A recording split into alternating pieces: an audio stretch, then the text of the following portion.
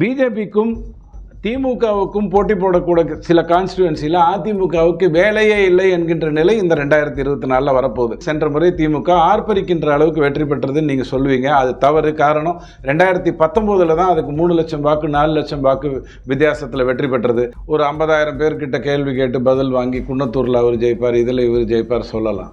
அப்படி இல்லையா, நமக்கு எப்படி தோணுமோ அதுக்கேற்ற மாதிரி பர்சன்டேஜை கூட்டி இறக்கி ஓபிஎஸ் 2% சேர்ப்பார், தினகரன் 10% சேர்ப்பார்னு சொல்லி அப்படி சொல்லலாம். அப்படி இல்லைன்னு சொன்னால் இதுவரைக்கும் நடந்த தேர்தல்களை எடுத்து வைத்துக்கொண்டு இப்படி இருக்கும் அப்படின்னு சொல்லலாம். ஆனால் எதுவுமே சொல்ல முடியாத ஒரு தேர்தலாக இந்த தேர்தல் இருக்க போது வாக்கு அவங்க என்றைக்குமே தொங்கு பாராளுமன்றமோ தொங்கு சட்டமன்றமோ கொடுத்ததில்லை. உங்களுக்கு நல்லா தெரியும். 89 கூட அவங்க கொடுக்கும் பொழுது ஸ்பிளிட்டாக இருக்கும்பொழுது வித்தியாசமாக புத்திசாலித்தனமாக கொடுத்த ஒரு தமிழகம். இப்போ இந்த தேர்தலை பொறுத்த வரைக்கும் கரப்ஷன்னு சொன்னால் 96 தெல்ல தெளிவாக கரப்ஷனை முன்னிறுத்தி தான் வாக்கு வந்தது. 2011 கரப்ஷனை முன்னிறுத்தி தான் வாக்குகள் வந்தது.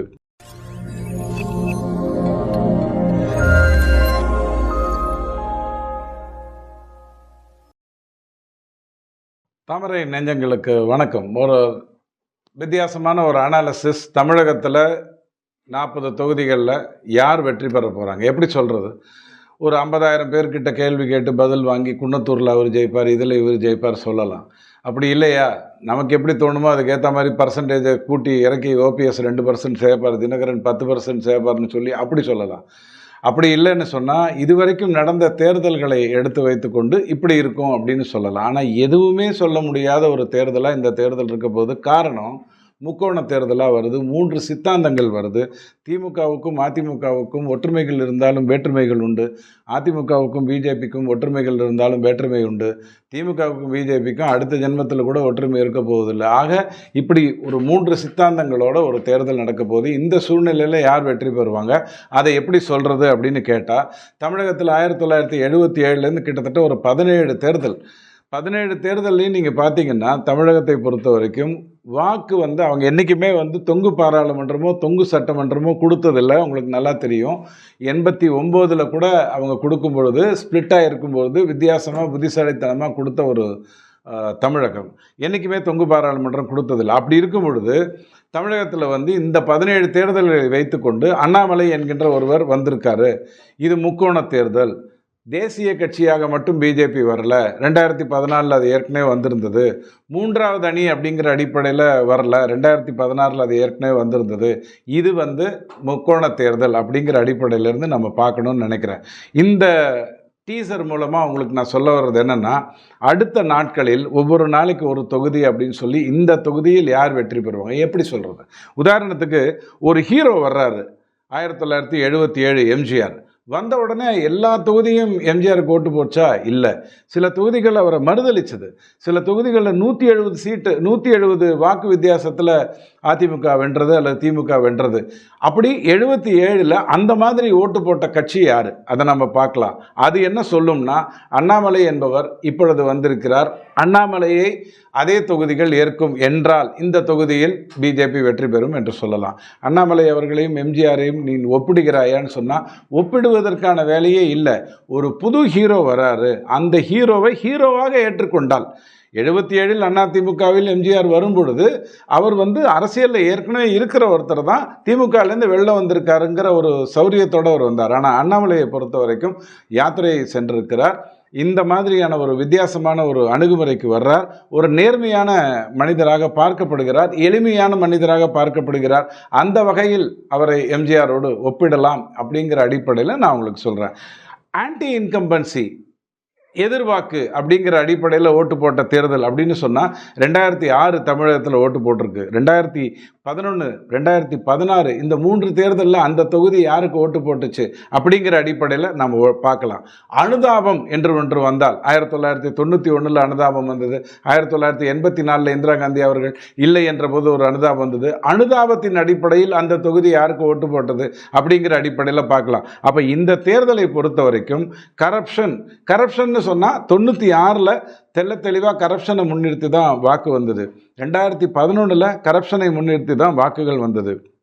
இப்படி கரப்ஷனை முன்னிறுத்தி, அனுதாபத்தை முன்னிறுத்தி, ஹீரோ என்று ஒரு வருகிறார் என்றதை முன்னிறுத்தி, ஆன்டி இன்கம்பன்சி அப்படிங்கிற அடிப்படையில் முன்னிறுத்தி இந்த தொகுதி இந்த வாட்டி பிஜேபிக்கு போகும் அல்லது திமுகவிடம் நிற்கும் அல்லது அதிமுகவிடம் போகும் என்று சொல்லலாம். அந்த அடிப்படையில் தான் நான் உங்ககிட்ட பேச போகிறேன். அதை தவிர பொதுவாகவே இந்த தமிழ்நாட்டை பொறுத்த வரைக்கும் 80,000 பேர்கிட்ட ஓட்டு கேட்குறோம், 60,000 பேர்கிட்ட ஓட்டு கேட்குறோம் அப்படிங்கிறத சர்வே பண்ணுறோம் அப்படிங்கிறதெல்லாம் இல்லாமல் ஒரு 7 தொகுதிக்கு நேராக போய் அங்கே ஒரு 6,000 பேர்கிட்ட மட்டும் கேட்டு வந்தீங்கன்னா யார் வின் பண்ணுவாங்கன்ற ரொம்ப தெளிவாக தெரிஞ்சிடும். காரணம், காங்கேயமாக இருக்கட்டும், ஈரோடு ஈஸ்டாக இருக்கட்டும், ஈரோடு கிழக்காக இருக்கட்டும், ஆண்டிப்பட்டியாக இருக்கட்டும், ராஜபாளையமாக இருக்கட்டும், அந்தியூராக இருக்கட்டும், அருப்புக்கோட்டையாக இருக்கட்டும், பெரியகுளம், மொடக்குறிச்சி, இந்த கான்ஸ்டியூவன்சியில் யாருக்கு ஓட்டு போட்டதோ அவங்க தான் இந்தியாவை ஆண்டிருக்காங்க. அப்படி இல்லைனா அவங்க தான் தமிழ்நாட்டை ஆண்டிருக்காங்க. இது வரைக்கும் 1977 2021 வரைக்குமான கிட்டத்தட்ட 16 தேர்தலில் இந்த 7 கான்ஸ்டியூவன்சி யாருக்கு ஓட்டு போட்டுச்சோ அவங்க யார் அங்கே ஜெயிச்சாங்களோ அவங்க தான் ஆட்சிக்கு வந்திருக்காங்க. ஸோ இந்த 7 இடத்துக்கு போய் ஒரு 5,000 பேர்கிட்ட வாக்கு சீட்டை கொடுத்து ஒரு சர்வே கொடுத்து யார் ஜெயிப்பாங்கன்னு பார்த்தா ஈஸியாக சொல்லிடலாம். ஆனால் அது சாத்தியமா அப்படின்னு கேட்டால் எனக்கு தெரியாது. ஆனால் 2024 பொறுத்த வரைக்கும் இந்த முக்கோண தேர்தலில் யார் வின் பண்ணுவாங்க? அடிப்படையில் பார்த்தீங்கன்னா இப்போ திமுகவுக்கு 21% வாக்கு இருக்குன்னு சொல்லலாம். 6% வாக்கு பல்லக்கு தூக்கிகள் என்ற அதனுடைய கூட்டணிகள் அதுக்கு எப்போதுமே சேர்த்து கொடுத்துருது. சிறுபான்மையின் என்று இவர்கள் அழைக்கின்ற இஸ்லாத் சகோதரர்களும் கிறிஸ்தவ சகோதரர்களும் 15% வாக்கு சேர்க்குறாங்க. ஆக திமுகவுக்கு 42% வந்துடும் சொல்லிடலாம். அதிமுகவுக்கு கடந்த தேர்தலில் 33% வாக்கு வந்திருக்கு. எம்ஜிஆர் இல்லை, ஜெயலலிதா இல்லை, எடப்பாடி என்பவர் இன்னும் அந்த கட்சி அவரிடம் முழுசாக வந்து சேரல. பிஜேபியோட ஒரு கூட்டணி, இத்தனை விஷயங்களை வைத்துக்கொண்டு அவரிடம் 33 இருந்தது. ஆக 42, 33, 75 போக மீதி இருக்கிற 25% வாக்கு போட போகின்ற வாக்காளர்கள் அப்படி எடுத்துக்கோங்க. வாக்கு போடாதவங்களை பற்றி நம்ம கவலை இல்லை, அந்த நல்லவர்களாம் நல்லாவே இருந்துட்டு போட்டோம். ஆனால் இந்த 25% வாக்கு யாருக்கு போகும் அப்படின்னு கேட்டால் கண்டிப்பாக அது பிஜேபிக்கு வரும். 25 வைத்துக்கொண்டு எப்படி நீ வெற்றி பெறுவ? 42 வச்சுட்டு அவன் வெற்றி பெறும்போது 25 வச்சு நீ எப்படி வெற்றி பெறுவேங்கிற கேள்வியை நீங்கள் கேட்பீங்கன்னு சொன்னால் அந்த கேள்விக்கான விடை என்னன்னு கேட்டால், பிஜேபியும் அதிமுகவும் போட்டி போடுகின்ற கான்ஸ்டியூவன்சியில் திமுகவுக்கு வேலையே இல்லை. பிஜேபிக்கும் திமுகவுக்கும் போட்டி போடக்கூடிய சில கான்ஸ்டியூவன்சியில் அதிமுகவுக்கு வேலையே இல்லை என்கின்ற நிலை இந்த 2024 வரப்போகுது. ஆக 42 + 25 அந்த 33 யாருக்கு போகும்? 33 + 25 அந்த 42 யாருக்கு போகும்? இப்படித்தான் அந்த வித்தியாசம் வரப்போகுது அப்படின்னு நான் கண்டிப்பாக கணிக்கிறேன். அந்த ஆங்கிள்லேருந்து நீங்கள் பார்த்தீங்க அப்படின்னு சொன்னால் 2021 தேர்தலில் அதிமுகவிடம் தக்க வைக்கப்பட்ட, திமுகவிடம் தக்க வைக்கப்பட்ட இந்த 2 தொகுதிகள் என்ன அப்படின்னு பார்த்துட்டு இது யாரோடு யார் போகும் கண்டிப்பாக சொல்லலாம். ஆக 77 யாருக்கு ஓட்டு போட்டுச்சு, 80 யாருக்கு ஓட்டு போட்டுச்சு, 84, 89, 2001, 91, 96, 98, 99, 2019, 2021, 2016 இப்படி பகுத்து பிரித்து அனலைஸ் பண்ணோம்னு சொன்னால் இந்த தொகுதி இந்த முறை இன்னாருக்கு தான் ஓட்டு போடும்னு சொல்லிட முடியும். ஆனால் கெலாமிட்டின்னு ஒன்று இருக்குது. இப்போ உதாரணத்துக்கு சென்ற முறை திமுக ஆர்ப்பரிக்கின்ற அளவுக்கு வெற்றி பெற்றதுன்னு நீங்கள் சொல்லுவீங்க. அது தவறு. காரணம், 2019 தான் அதுக்கு 3 லட்சம் வாக்கு 4 லட்சம் வாக்கு வித்தியாசத்தில் வெற்றி பெற்றது. ஆனால் 21 பொறுத்த வரைக்கும் அந்த மாதிரியான வாக்கு வித்தியாசத்தில் வெற்றி பெறலை. 42 திமுகவுக்கு, 33 அதிமுகவுக்கு. பிஜேபி, பாமக, அதிமுகங்கிற அந்த கூட்டணி இருந்த நிலைமையில் அப்படிங்கிறது தான் உங்களுக்கு தெரிஞ்சிருக்கும். 14 தொகுதிகளில் ஏறத்தாழ 10,000 வாக்குகளுக்கு கம்மியாகவும், 25 தொகுதிகளில் 5,000க்கு கம்மியாகவும் தமிழகம் வாக்களித்த நிலையில்தான் 150 சீட்டுங்கிறது திமுகவுக்கு போச்சு. 25 + 14 39 கழிச்சு இந்த பக்கம் 39 கூட்டினீங்கன்னா வேறு விதமான நிலைமை வந்திருக்கும். இதுக்கு முன்னாடி இது நடந்திருக்கு. 2016 கிட்டத்தட்ட 34 தொகுதிகளில் 2000 வாக்குகளுக்கு கம்மியாக வாக்கு போட்டு விக்டரி மார்ஜின்ங்கிறது வந்தது. விஜயகாந்த் அந்த இடத்துல ஒரு ஃபேக்டராக இருந்தார். 2016 பற்றி சொல்கிறேன். அந்த மாதிரி ஒவ்வொரு தேர்தலையும் ஏதாவது ஒரு ஃபேக்டர் உள்ளே ப்ளே பண்ணியிருக்கோம். அதை அழகாக புறந்தள்ளி விட்டு புறாக்கண்ணை மட்டும் பார்த்து உங்களுக்கு சொல்லணும் எந்த தொகுதியில் யார் வெற்றி பெறுவாங்கன்னு நாம் சொல்ல போகிறோம். நாளையிலிருந்து ஒவ்வொரு நாளும் உங்களுக்கு இந்த தொகுதியில் யார் வெற்றி பெறுவார்கள் அப்படிங்கிற அடிப்படையில் விஜயகாந்த் மாதிரியாகத்தான ஆர்ப்பரிப்பு தான் அண்ணாமலைக்கு கிடைக்குமா, அல்லது எம்ஜிஆரை ஆர்வாதித்தது போல் ஆர்வாதிப்பாங்களா அப்படிங்கிற அடிப்படையில் தான் நம்மளுடைய என்டையர் சிஸ்டம் ஒர்க் அவுட் ஆக போகுது. இது அத்தனையும் உங்கள் முன்னால் புட்டுப்பிழைக்கிறேன். இது வரைக்கும் அந்த தொகுதி லீஸ்ட் மார்ஜினில் வெற்றி பெற்ற வருடங்கள் எது? அதுக்கு காரணம் என்ன? மோஸ்ட் மார்ஜினில் கொடுத்து வெற்றி பெற்ற தொகுதிகள் எது, அதற்கு காரணம் என்ன அப்படிங்கிற அடிப்படையில் இந்த அனாலிசிஸ் மக்களிடம் கருத்து கேட்டு உங்களிடம் சொல்லுகின்ற ஒரு விஷயம் இல்லை. ஏற்கனவே நிறைய ரிசல்ட்டை பார்த்துட்டு இது இப்படித்தான் அப்படின்னு சொல்கிற விஷயம் இல்லை.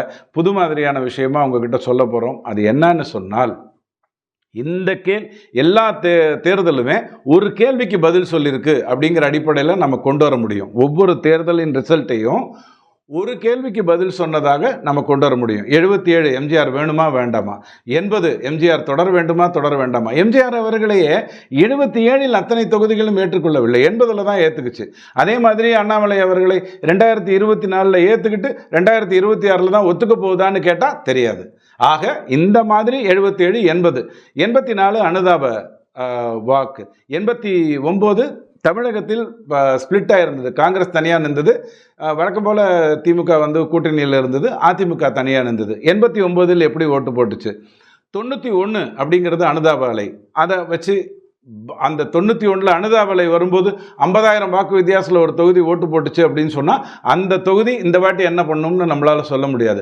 ஆனால் அந்த அனுதாப அலையிலும் கூட 20,000 வாக்கு 15,000 வாக்கு வித்தியாசத்தில் தான் ஓட்டு போட்டிருக்குன்னு சொன்னால் ரைட், இந்த தொகுதி இப்படி தான் போகும்னு நம்மளால் சொல்ல முடியும். 98, 99 தமிழகத்தை பொறுத்த வரைக்கும் மிக முக்கியமான ஒரு தேர்தல். நல்லா புரிஞ்சுக்கோங்க. 96 பட்டுப்புடவையும் செருப்பையும் காட்டி ஜெயலலிதாவை ஏறத்தாழ புதச்சாச்சு 9 அடி ஆழ குழியில் அதிமுகவை புதைச்சிட்டிங்க. 98 அப்படியே பவுன்ஸ் ஆகி வர்றாங்க. வாஜ்பாய் ஐயாவோட கூட்டணியை வைத்துக்கொண்டு பிஜேபிங்கிற பேரில் ஸ்வீப் பண்ணுறாங்க. 98 ஸ்வீப் பண்ணுறாங்க. சுப்பிரமணிய சாமி மன்னார்குடி மாஃபியான்னு கூப்பிட்டுட்டு கடைசியில் ஜெயலலிதா அம்மாவை சோனியா காந்தி கிட்ட பேசுறதுக்கு கூப்பிட்டு போகிறாரு. 99 அப்படியே மாறுது. இங்கே அதிமுகவோடு இருந்த கட்சிகள் அப்படியே 99 திமுக பக்கம் போகிறது. ஆனாலும் 99 13 தொகுதி அதிமுக பக்கம் போச்சு. இப்படித்தான் ஒரு தேர்தலின் ரிசல்ட்டை நம்ம பார்க்கணும். 2019 ஆர்ப்பரிக்கின்ற விதத்தில் திமுக ஓட்டு போட்டுட்டு 2021 இல்லை வச்சுக்க அப்படின்னு சல்லிஸாக மாற்றி அமைத்த பெருமை தமிழகத்துக்கு உண்டு. இப்படி அனலைஸ் பண்ணி உங்களோட பேச போகிறோம். எந்த தொகுதி யாருக்கு அப்படிங்கிற அடிப்படையில், இந்த தொகுதி என்ற அடிப்படையில் ஒவ்வொரு நாளும் ஒரு தொகுதியோடு சந்திக்கிறேன். தாமரை நெஞ்சங்களுக்கு வணக்கம், நன்றி.